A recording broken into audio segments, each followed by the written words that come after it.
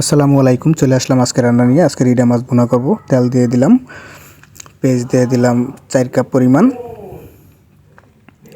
পেঁয়াজটা বেরেস্তা হওয়া পর্যন্ত ওয়েট করব। রসুন বাটা দিয়ে দিলাম 1 টেবিল চামচ।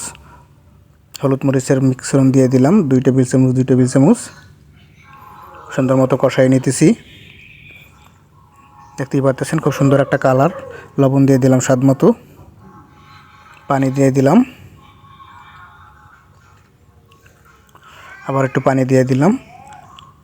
এখন আমরা মাছটা অ্যাড করে দিলাম। রিডা মাছ, নদীর ফ্রেশ রিডা মাছ ঢেকে দিলাম। চলে আসলাম আবার।